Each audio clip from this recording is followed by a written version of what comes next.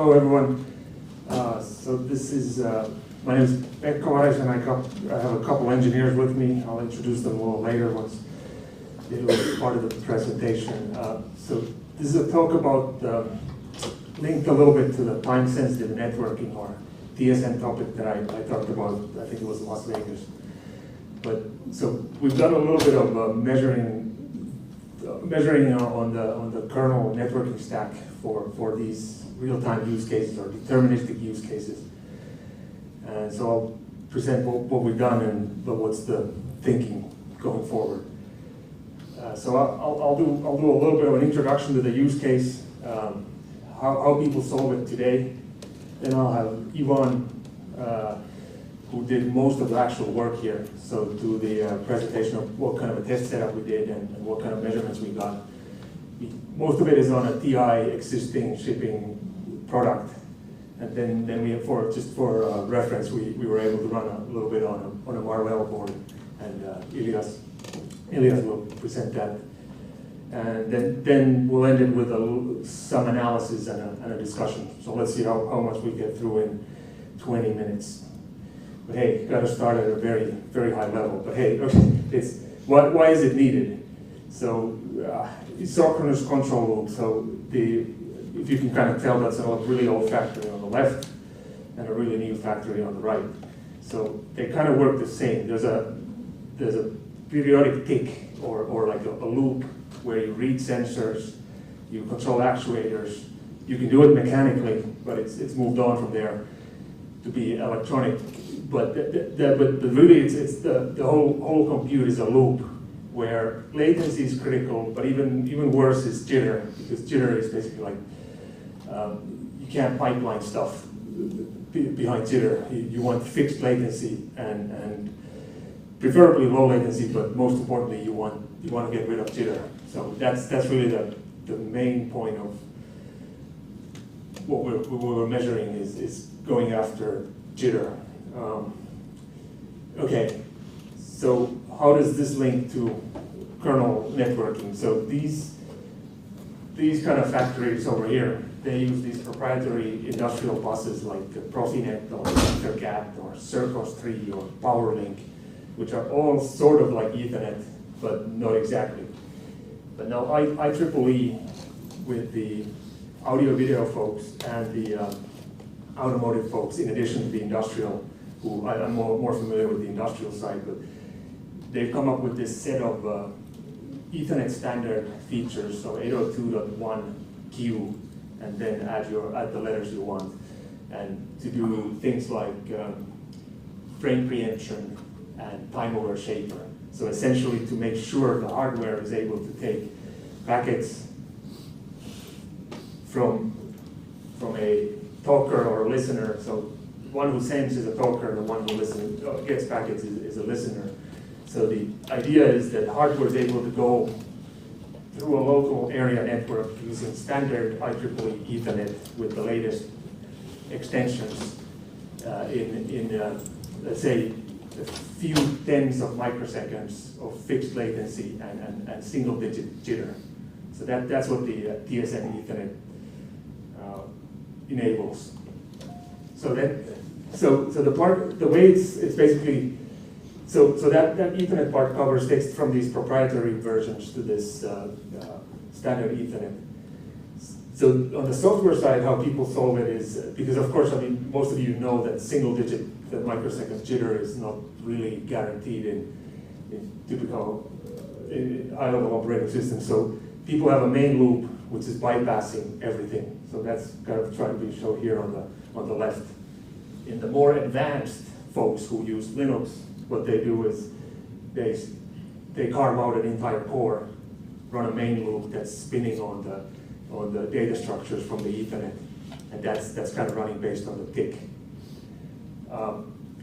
Now what we're interested in, and what the vision is that, well, there's also this kind of a need to all this cool stuff that Linux enables. I can talk to the cloud with my TLS and all these cool features. When you talk to the Linux allocated to one core, Is that is the main loop running in user space, or could it run in user space, and therefore you lock it to a core? Yes, yes, sorry, I was kind of, yes, so that would be yes, one way or another. Sometimes they would run an embedded static hypervisor, just have Linux owns this core and owns these peripherals, and my RTOS owns this core and owns these two peripherals and runs a main loop. So the motivation doesn't get double motivation. That there's, well, I don't have to convince you how good this side is, but there's all these. I mean, even like General Electric is advertising on TV in the U.S. this Predix cloud platform. So they need to have these sensors talk through a proper networking stack to the cloud. Maybe they talk to a gateway and the gateway talks to a cloud, but that's really semantics. But so when I enable, why bypass everything for the control loop or the operational technology? Could we do something that's reasonable in real time inside Linux, maybe sockets or something like that? So that's the background. And essentially, we're trying to measure, the application cares about how long does it take for me to talk from here to here and back. Hardware gives you this part, but how long does this take? That's essentially what we're chasing. Okay, and I will now hand it over to Ivan to describe how we did the measurements. This scheme is a basic scheme, one of the basic schemes and one of the methods we used to measure latency in the stack and in the driver itself. So here on the scheme you can see PLJ tool written just to collect timestamps and do some calculation after. And we have fight to sys util from PTP Linux packet that just synchronize two clocks. One clock on Ethernet card and another clock is system counter. So the main idea that we can get timestamps when packet just leaves Ethernet card, and it includes latency that packet spans in the driver and in the hardware itself. So we just have two clocks on the same timeline. So PLJ tool just sends simple PTP packet about PTP packet. Why we use PTP packet? Because not every hardware has ability to timestamp every packet it sends. So we figured we set settings specifically for PTP packets when we can get something times. We send packet from user space, get timestamp. When packet just on wire, we also get timestamps. When packet arrives on another board, we have hardware timestamp. When we receive this packet, we have software timestamp when packet just enter network subsystem, and we have timestamp when we receive this in user space too. And then simply in echo mode, PLJ tool just echoes this packet back. We get timestamp when we send this packet from user space, and timestamp when when the packet just arrives on wire. And the same on another side, when we receive packet, we have hardware timestamp, software timestamp in the driver and in user space. So using those timestamps, we can calculate complete latency that the packet spent in the kernel, in the driver, including hardware, and we can analyze them separately. Also, we can calculate complete stack latency, that is including clock get time. We were getting this timestamp with the clock get time that is synchronized in the same system counter, and both of them are synchronized. Hardware timestamp and software timestamp. And also we can get round trip latency. This difference between two hardware timestamps when we send packet and receive it back. Next slide. it's another scheme of the same method we've used. We just test util as a PLG tool that just collect all timestamps, calculate difference, and bring us those results. Basically, we sent 100,000 packets and see the maximum and minimum latency we have in different circumstances.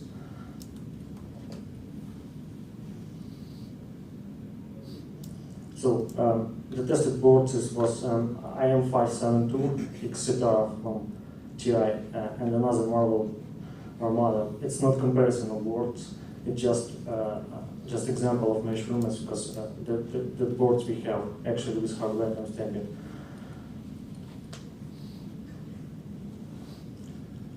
This plot is latency plot for transmit. Actually, it's one of the cases. We have a lot of other plots, and you can see them on LNG 394. Sorry, you want to explain this part? Okay. We have this plot is only for when we have some load on CPU 0, we load it in 100%. Then we set affinity for PLG and completion interrupt. Also, we pin to CPU 1 and set highest priority for PLG in the system. And actually, why we pinned this completion interrupt also because when this interrupt can be raised on CPU 0, and that's affect a little on latency we measure. So that's why we decided to pin a completion side and PLG util. So it's two separate processes. So both of them should be pinned to one CPU. It's kind of some isolation. So how accurate is your synchronization of your different clock measuring things? You have a lot of different clock measuring things. How I mean, getting it down to 100 nanoseconds, microsecond, like what kind of accuracy is the clock? Sub-microsecond level. Sub? Yeah. Okay. It's it depends on frequencies of clocks. We run, but even when we have 6 megahertz clock, we have less than half of microsecond. So just making sure that we're using PTP packets because the hardware is able to timestamp them. It makes it easier to do the measurement. Now, TSN networking also includes timing over packet stacks and coordinating the clocks. So in this one we were not chasing because like you can see from the latency numbers that we don't need to worry about nanoseconds because we're tens of microseconds of jitter. So we kind of were okay with the microsecond level. So here another plot for receive path when we send PTP packets level 4, that means that it's UDP packet. And we have three different measurements. It's for driver, for stack, and complete latency. Red one is a driver, green one is a stack latency, and complete. It's a whole path when packet just arrived on the Ethernet card and it was received in user space. Here we can see that we have some jitter in tenths of microseconds. Even if we ping this,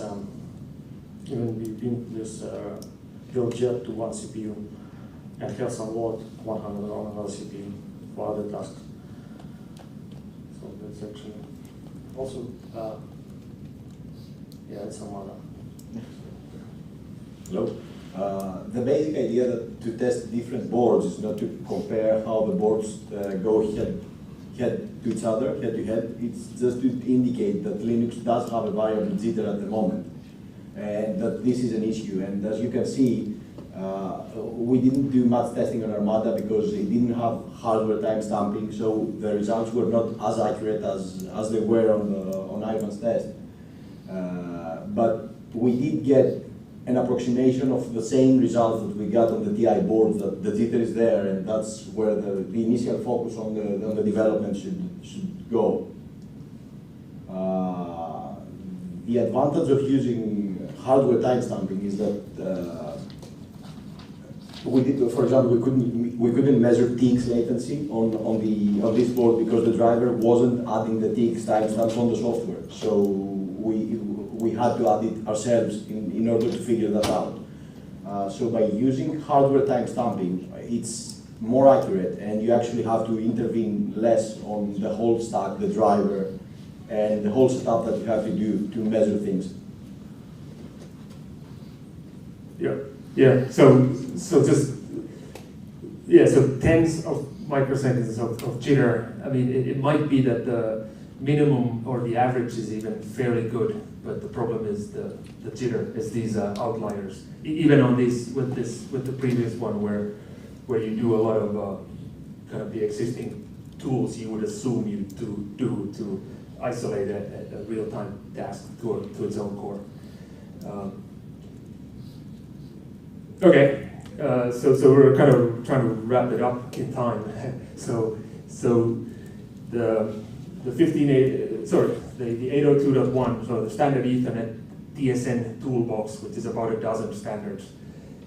From Linux, it clearly will require timing over packet stuff, which is actually pretty well covered. There's GPTPs and Linux BTPs and so on. It will require software for configuring all these fancy shapers and all this stuff. I mean, that control stack stuff needs to happen. There's a industry forum avenue that seems to be addressing this with an open source project.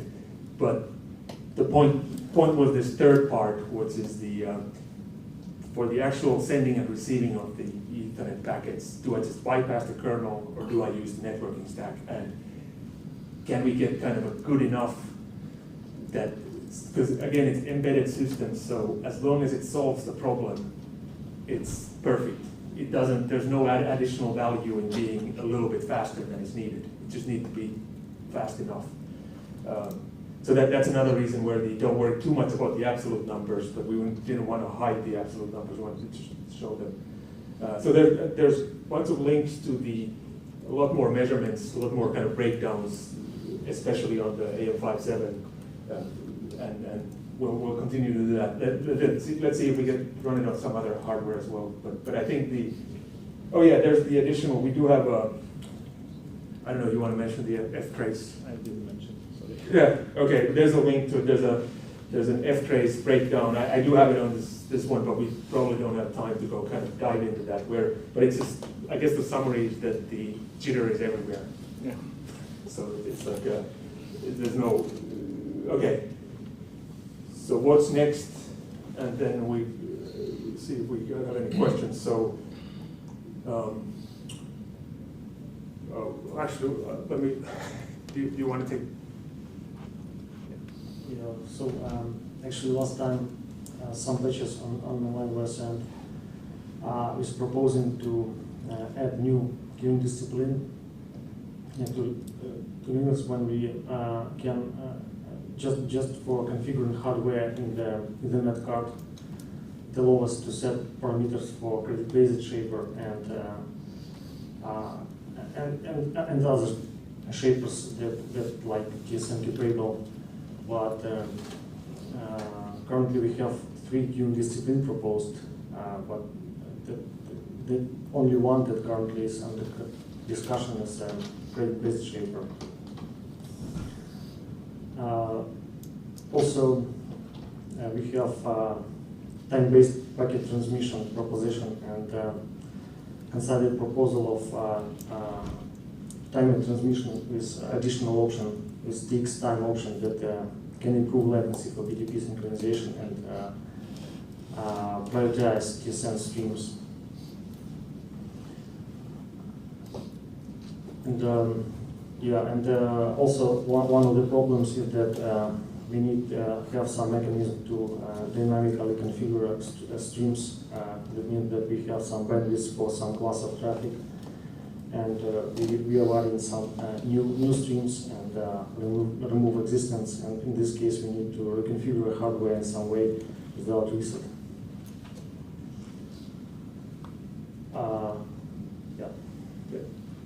Yeah. Okay.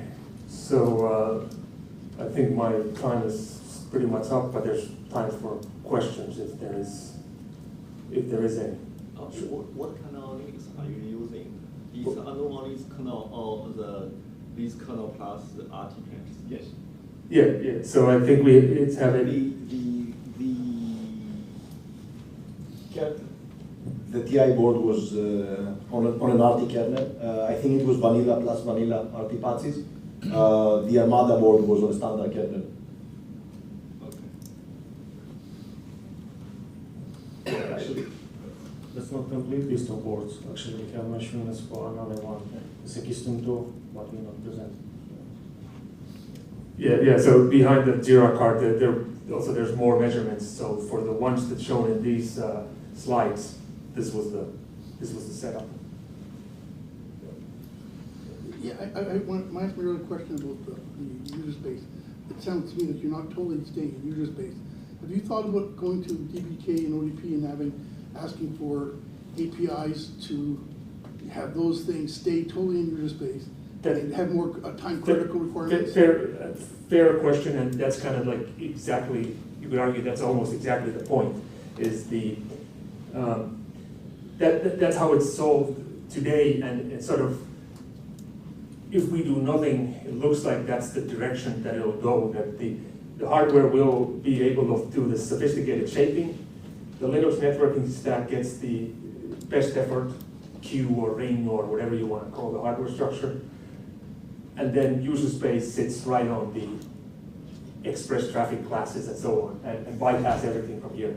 That's clearly a possible way, it's a proven way that it works, but is that what we want? Or do we want some capability of let's say, a millisecond control loop? If I can run it from here, I don't need that, how would I say, complexity.